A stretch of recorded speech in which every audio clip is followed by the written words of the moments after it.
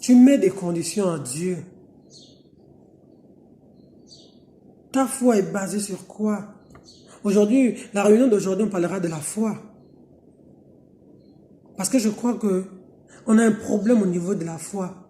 C'est la foi, parce que quand tu as la foi fondée sur les Écritures, ça te donne la sagesse et ça te donne comment est-ce qu'il faut vivre la vie chrétienne. Alléluia. Il n'est pas normal.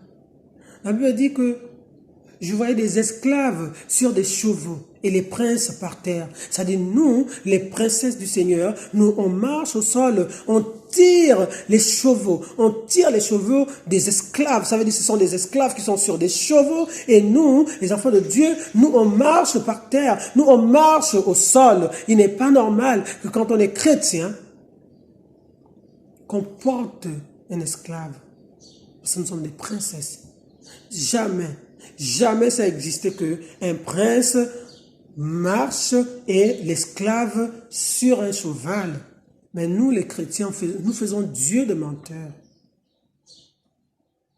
Qu'on arrête des prières inutiles, qu'on arrête des prières qui dérangent même parfois le Seigneur, qu'on arrête même des prières que quand Dieu m'envoie un ange, tu ne saisis même pas parce que tu n'as pas la foi. Tu as l'impression que ta vie est finie. Tu as la cinquantaine, tu te dis ma vie est finie. Lève-toi comme une femme. Tu as 30 ans, tu as 35 ans, tu as 40 ans. Je mets de génération en génération. Tous les 5 ans, j'essaie d'englober. Tu as 30 ans, tu as 25 ans, tu as 30 ans, tu as 35, tu as 40, tu as 45, tu as 50, tu as 55, tu as 60. Arrêtons de limiter Dieu. Qui t'a dit que tu ne peux pas refaire ta vie? Mais c'est toi-même qui te sous-estime. C'est toi-même qui te dis non, ma vie, bon écoute, je veux seulement servir maintenant Dieu. Nous sommes même hypocrites envers nous-mêmes. Alléluia.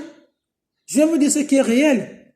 Il y a eu une période que de ma vie où j'ai traversé, où je disais au Seigneur, je disais ceci au Seigneur, je dis Seigneur, écoute, je te sers déjà. J'ai mon travail, j'ai ma maison, j'ai de quoi vivre, j'ai mon fils qui a de quoi vivre. Mais je n'ai rien à foutre que j'ai quelqu'un ou pas. Mon mari, il est décédé. Voilà, c'est ça ma vie, elle est là. Mais, non. Ah non, je veux même pas, j'ai pas besoin d'homme. J'ai vécu pendant un moment où je le disais. Mais c'est une sœur qui a attiré mon attention dans le groupe, qui me l'a dit, qui m'a dit non. Tu es une belle femme, tu es une femme. Pourquoi est-ce que tu te condamnes? Alléluia. C'est une sœur qui a attiré mon attention. Elle est dans le groupe. Elle a discuté avec mon inbox. Elle me dit, mais pourquoi est-ce que tu veux vivre cette vie de dire que ce que tu as te suffit? Tu es encore jeune, pourquoi tu te limites à ne pas dire que non, je veux quelqu'un? Pourquoi tu ne dis pas aussi? Pourquoi est-ce que tu prêches, tu parles de Dieu, tu parles si tu es chrétien, tu es tout. Tu as le minimum, tu as déjà ton travail, tu as le chez toi, tu as le peu de ce qu'il faut. Mais pourquoi tu détestes l'histoire de dire que je peux me refaire une vie? Alléluia. Est-ce que vous savez? C'est pourquoi je dis toujours aux gens de faire attention, de faire des bons choix. Si tu te retrouves avec quelqu'un, un homme peut te coller un démon de célibat sur ton corps. C'est pourquoi il ne faut pas aller avec n'importe qui, n'importe comment. Vraiment, les sœurs, de viser que Dieu vous donne l'homme qu'il vous faut. Arrêtez de faire des expériences. Sinon, quelqu'un va vous coller un esprit qui n'est pas bien. Arrêtez de faire des expériences. À un moment, je me suis dit, je me sentais comme si j'étais marié, alors je n'étais pas marié. J'ai passé une bonne partie, un bon moment de ma vie où je me sentais comme une femme mariée. Or, je n'étais pas marié. Où je ne voulais pas que quelqu'un m'aborde. Quelqu'un m'aborde, je dis, oh non, je me suffis. Sur mon travail, je me dis, sur moi, mais qu'est-ce que je veux? Sur mon fils qui a déjà la vingtaine, attendez.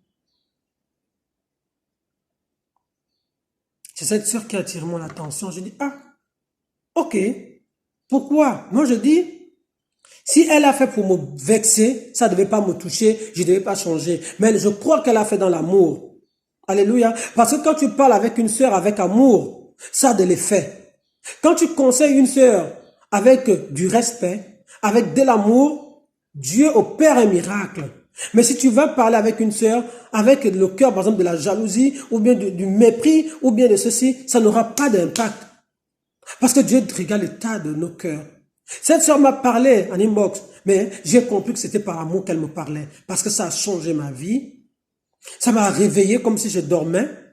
Ça m'a remis, j'ai remis une autre confiance. Alléluia. Il faudrait ça dit quand une sœur te parle. C'est pourquoi je dis aux sœurs, quand vous allez parler aux autres sœurs, parlez avec amour. Parce que tu ne parles avec amour. Si tu parles avec de la haine, bien du mépris, bien de la jalousie, tu vas détruire quelque chose dans la vie de cette sœur sans le savoir.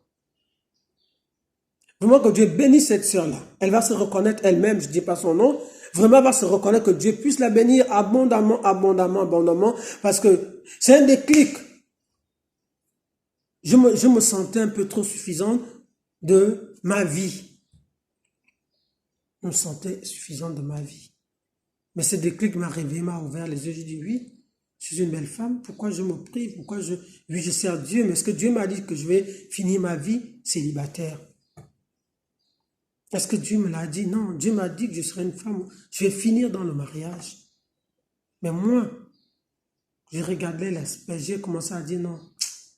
Moi, j'ai un style d'homme, non, je ne trouve pas, moi, c'est commencé, ça c'est mon témoignage, je parle de moi, je parle de moi-même, parce que je me connais, et Dieu me connaît. C'est pourquoi je parle, c'est pourquoi je dis aux sœurs, sincèrement, mes sœurs dans le Seigneur, approchons-nous du Seigneur Jésus avec assurance et avec la foi. Je veux dire que la foi vient de ce qu'on entend. Ce qu'on entend vient de la part de Dieu. Mais qu'est-ce que toi tu entends pour activer ta foi?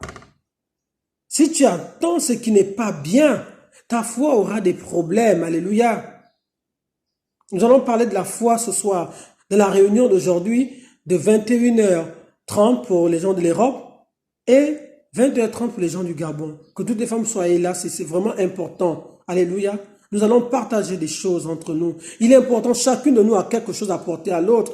Parce que si cette sœur n'avait pas attiré mon attention, je ne devais pas me réveiller. Je devais toujours être celle qui croit qui a tout ce dont elle avait vraiment envie.